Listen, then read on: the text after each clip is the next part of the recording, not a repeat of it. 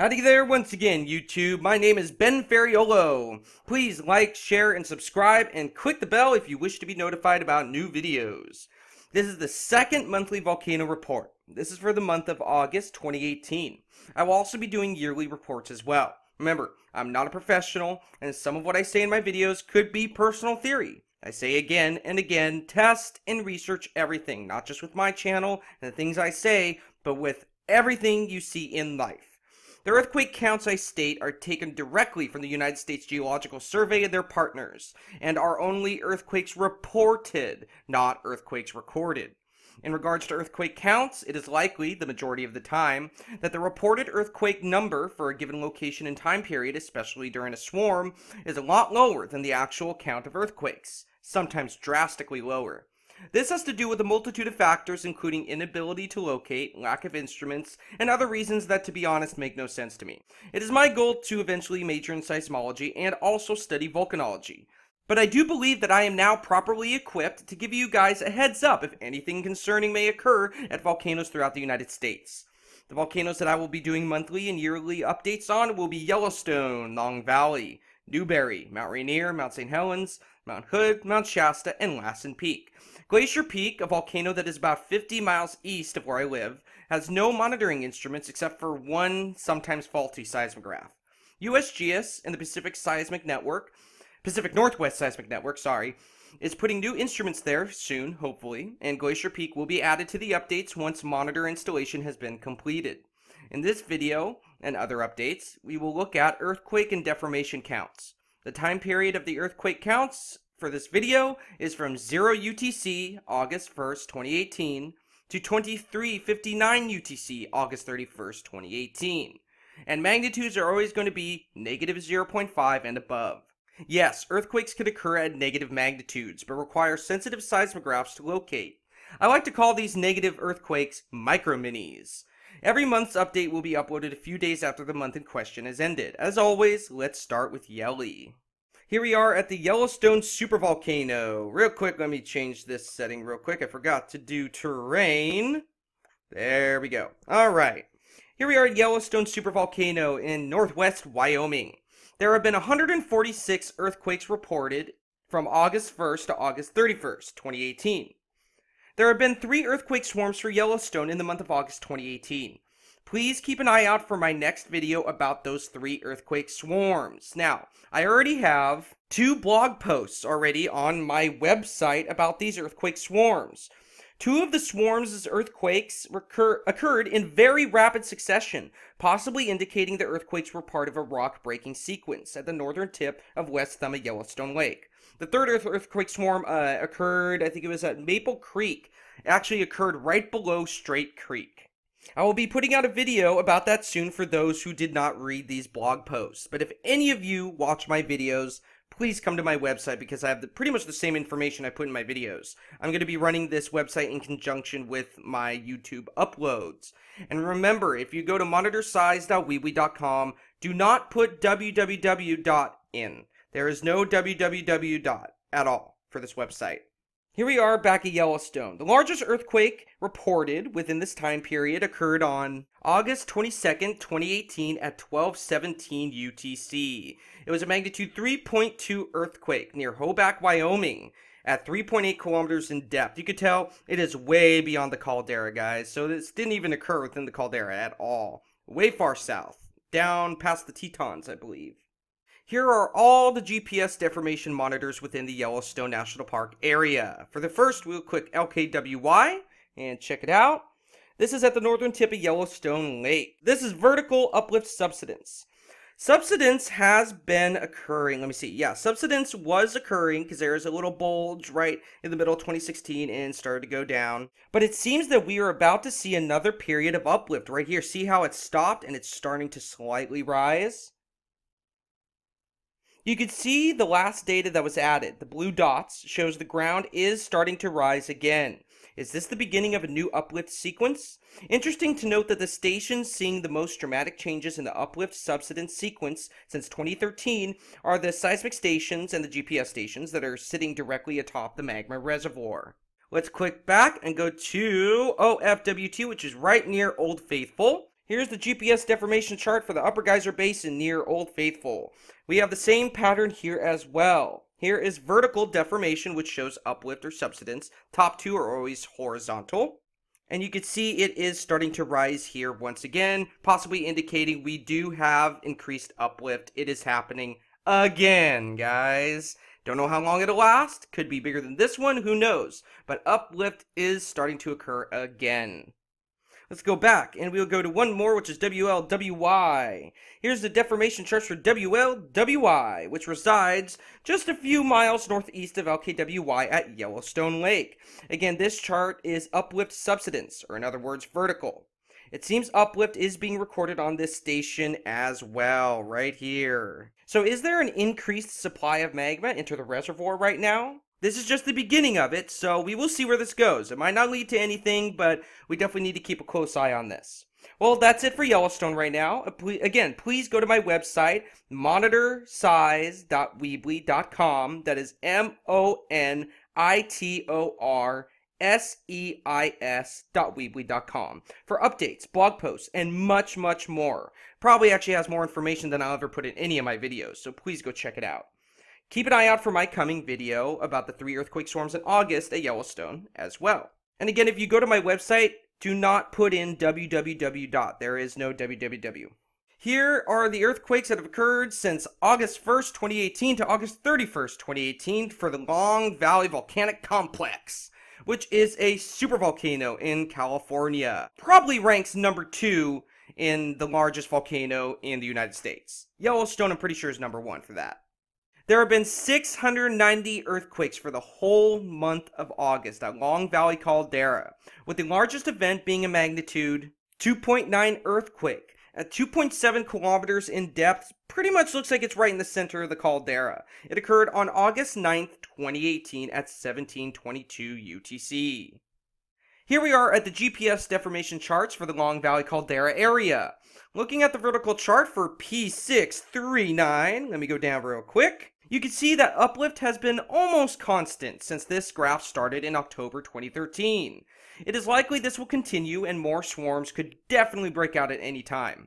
A large magma intrusion event actually occurred at Long Valley in the late 90s. I'm pretty sure they were worried about an eruption back then, but it calmed, and it could start back up at any time because of the sheer amount of magma down there. The constant uplift is obviously being caused by increased magma supply to the main reservoir. This, of course, will eventually lead to an eruption if it does not subside. Uplift has not been extreme, but it is enough to warrant close attention over the next few years if it does not stop. Let's go back and let's go to the CA99. Here is the deformation chart for CA99, which resides just southwest of the instrument I just previously showed.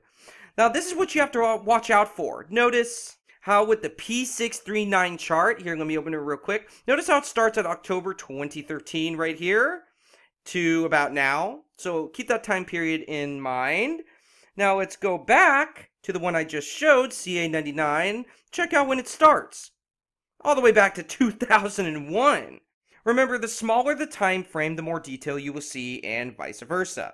And that does not just go for the seismic Webby quarters, guys. That goes for uplift charts too. If you keep the size of a chart the same, but increase the time frame of the data shown, it will show less and less detail. It looks like uplift is consistent here as well. It appears to have started around late 2011, then took a quick dip at the start of 2013, and pretty much has been rising ever since, except for a little quick dip at the beginning of 2017 right here.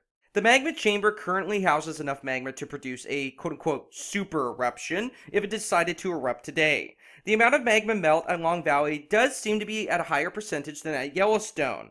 It seems. Long Valley Caldera and Yellowstone Caldera seem to be the most dangerous volcanoes in the United States, if not the world. Now let's go back real quick. Let's go to RDOM, which is right in the center of the caldera, basically. And here's the deformation data for RDOM, which resides about 3 miles northwest of the first deformation instrument I showed for Long Valley. Uplift continues here as well. Multiple instruments confirm it is likely vertical southwest deformation. It is highly likely that this will continue, just like the rest of the caldera. but it's seeming like the southern portion of the caldera is moving a lot more than the northern portions. You know, all of this could change, but if increased deformation continues and large swarms occur on the deformation front, which would be the southwest edge of Long Valley, it is a good idea to monitor the situation extremely closely. Long Valley is a very potentially hazardous supervolcano. The last eruption, called Bishop Tuff, supposedly 760,000 years ago, was considered to be a super eruption.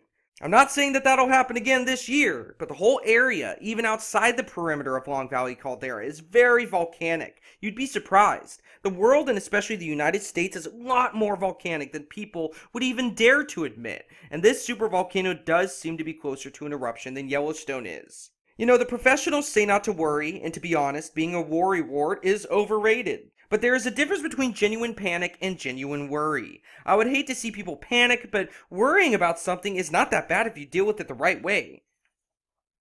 I mean, sometimes worrying about something is actually a good thing. However, with the amount of molten rock at such a shallow depth with large seismicity and deformation, it starts to paint a pretty drastic picture. Mount St. Helens erupted 0.29 cubic miles of ash, and even rained ash in Denver, Colorado, while the ash plumes circled the world. If 0.29 cubic miles can do that, what can 140 cubic miles do? Or even 240 cubic miles? Trust me, I don't like to think about it. Just monitor and protect your family and be prepared. God does not give us the spirit of fear, but of love, power, and of a sound mind. What happens, happens, and there's nothing we can do to stop the power of volcanoes, even if we think we can. And I just want to show you something again. Let's go back to CA99. So, pretty much, you can see these both going downwards, right? Well, this shows east, north. So if this is going down, that's going south. If this is going down, that's going west. So I'm pretty sure, and we're seeing uplift too. So I'm pretty sure all those three connected, you can make an assumption that the ground is rising towards the southwest. Here are the earthquakes that have been reported for the Newberry caldera area in Oregon for the whole month of August. Only 2 earthquakes were reported. I know the earthquakes are colored white on here, so they're kind of hard to see, but there's one right in the middle of the caldera and one right off, right off the Lava River Cave, right here. So only 2 have been reported. And most likely no more than that have occurred, since I do monitor this place daily as well. Of course with JAMA Size, Swarm, and Waves seismic software. The largest event occurred on August 17th, 2018 at 3:28 UTC. It was a magnitude 0.9 earthquake at 11.8 kilometers in depth. That was this one up here, far from the base. Well, not too far, but it wasn't in the middle of the caldera. The only other earthquake occurred on August 19th, 2018 at 10:05 UTC. It was a tiny one. Magnitude 0.1 at 1.5 kilometers in depth, right smack dab in the middle of the caldera. So right now, let's go to CPCO right in the middle of the caldera. Alright, now this is a kind of different GPS chart, one that I do not like as much as the blue ones. The yellow line is vertical, in other words, uplift subsidence. Blue is east-west, green is north-south. So both blue and green are horizontal, yellow is vertical. Uplift has been virtually negligible, except for a spike between 2014 and 2015. You can see other small spikes, including one spike just after 2018 began. Speaking of this large spike right here, let's go back. I want to show you something interesting if you didn't see it in the last update. Let's go to Norm. Alright, here we are at the station Norm, just northwest about a mile or so of the previous instrument I just showed. The only change that we can see obviously occurred at about the same time as the huge spike in uplift that we saw on the previous graph. However, this time it is showing subsidence instead of uplift, and says that it dipped to 10,000 meters below the ground. What? That is impossible, since that would be about 32,000 feet, the height an international flight flies at. Yeah, must be a mistake, otherwise the other graph I showed would have showed the same dip. However, it is interesting that this mistake occurred right when the other station saw an interesting spike in uplift. Very odd. However, recently, uplift subsidence has remained at pretty much normal levels, and same goes for seismicity. But please remember that can change in the blink of an eye. Now, here we are at one of the most infamous Pacific Northwest volcano, Mount Rainier, which adds a beautiful but potentially deadly backdrop to the Seattle skyline. And I do see this volcano probably about every other day, and I know for a fact it's huge. There have been 32 earthquakes that have been reported since August 1st, 2018 to August 31st, 2018, with the largest occurring on August 17th, 2018, and August 10th, 2018, and August 5th, 2018. And all three of those were all reported to be 1.3 magnitudes. Now, it seems half the seismicity occurred under the stratovolcano itself, and the other half at the base, off to the west, right here, with a few stragglers right down here. No major earthquakes or earthquake swarms as of recently, and seismicity remains somewhat low, at least for now. Sadly, at Mount Rainier, they need to add some new instruments. There are only 2 deformation recorders, actually they're called GPS instruments, at Mount Rainier capable of monitoring the volcano for eruptions. They are both on the eastern slope of Rainier, about halfway between the base and the summit. The first one shown here, MUIR, is south of the other one I'll show in a second. For the record, I hate the multicolored charts. I really hope they would switch to the blue charts since they are easier to read. Again, when seeing this type of GPS deformation chart, yellow is vertical, uplift subsidence, blue is east-west, and green is north-south deformation. It seems uplift and subsidence has been virtually negligible, with overall subsidence barely occurring. It does seem there is a small spike in uplift right at the end of the data stream, right here. We will see how that turns out. Hopefully they do add new monitors soon. It seems from about November 2012 to about January 2013, right here, this monitor had a significant change in direction, about 0.12 meters within a very short time period towards the northeast. Let's go back and show the only other one that's actually on the mountain, CSHR, and wow, what a complete disappointment. This monitor, CSHR, the only other GPS station actually on Mount Rainier slope, has been discontinued since December 2014. God knows why. Please join me in support of adding 3 new GPS stations and 1 new seismic data station. I obviously don't have the money to, but if people start bugging USGS or the Pacific Northwest Seismic Network about it, like with Glacier Peak, they might do it. You never know. Because I doubt there are many other stations up there recording deformation. So, does USGS actually conduct geophysical observations for bulges or other concerns on Mount Rainier? I sure hope so. Here we are at the volcano that gave my mother a very bad day on May 18th, 1980, Mount St. Helens. This volcano pummeled my mother's house with inches of ash, and even rained ash on my dad's car in Denver, Colorado. The main Mount St. Helens eruption ejected 0.29 cubic miles of ash, compared to the possible 140 cubic miles Long Valley will eject during its coming eruption. When will it erupt? Who knows? There have been 26 earthquakes total at Mount St. Helens, well, reported earthquakes, since August 1st, 2018 to August 31st, 2018.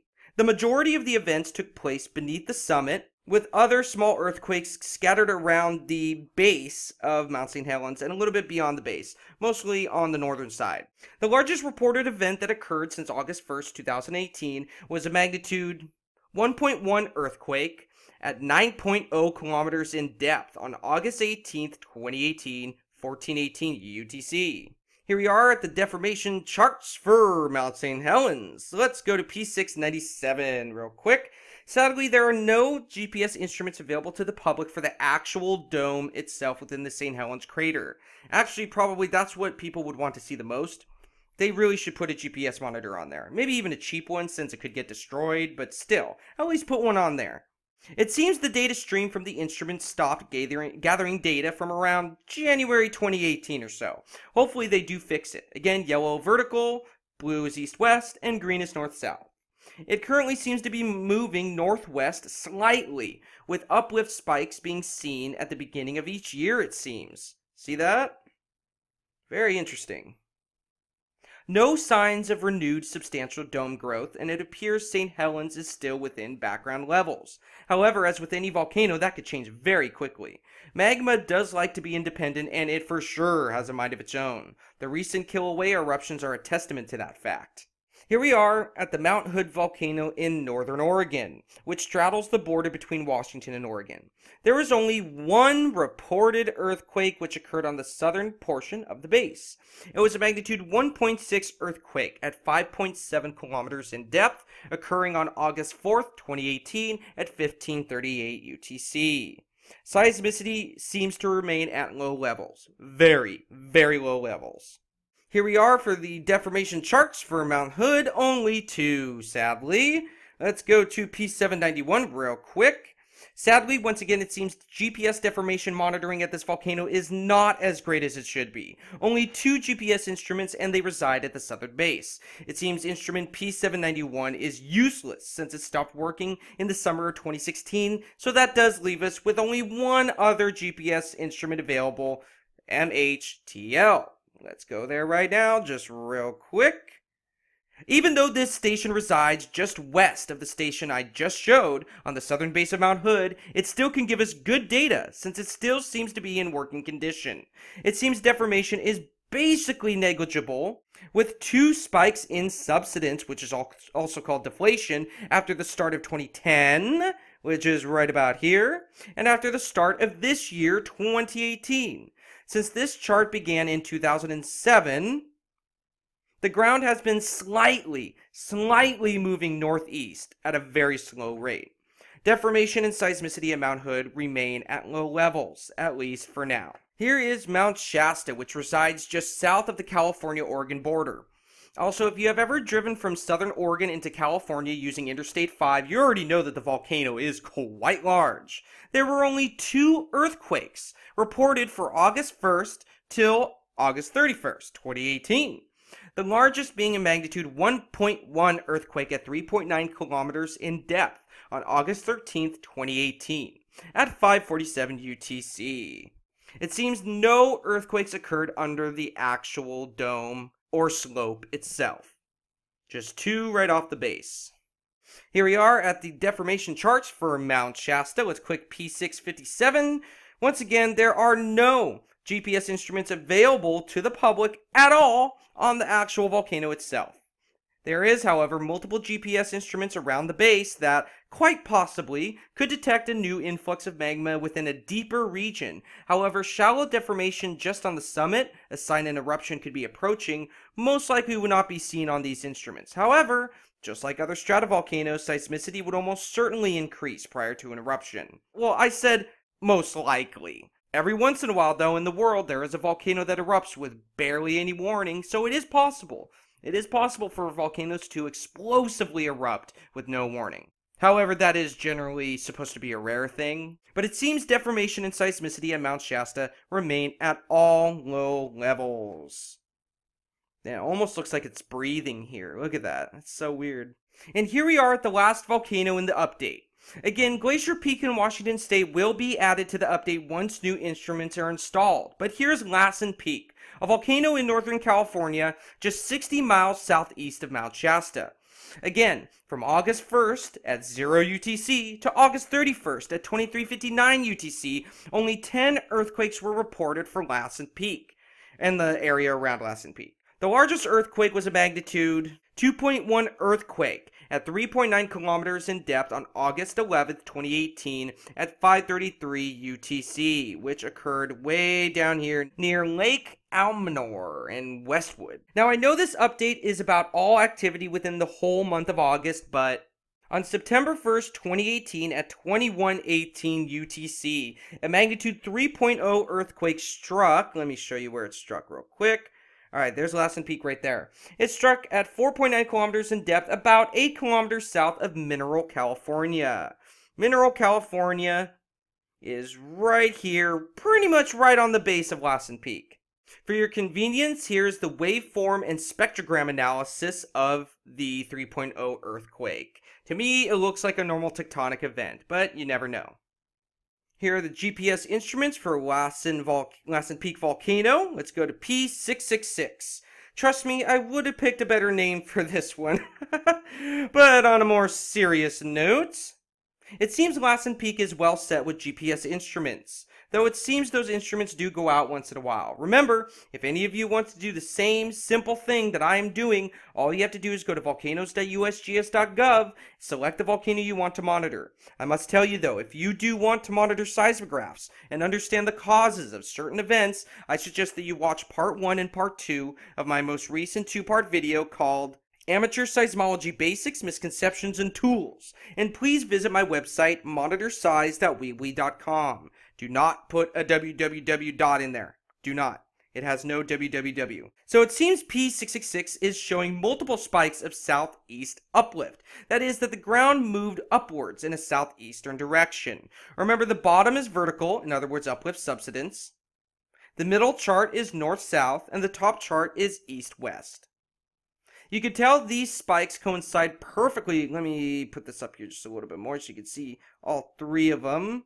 You can tell that these spikes coincide perfectly with one another, showing 4 distinct events with, it seems like, each 4 of the events moving the same direction as the last. Vertical southeast movement with what seems to be each deformation event being larger than the last. The 4 deformation events at Lassen Peak moving vertical southeast occurred about April 2014, January 2015, March 2016, and February-March 2017. It seems it was moving in a pattern, but for some reason skipped 2018.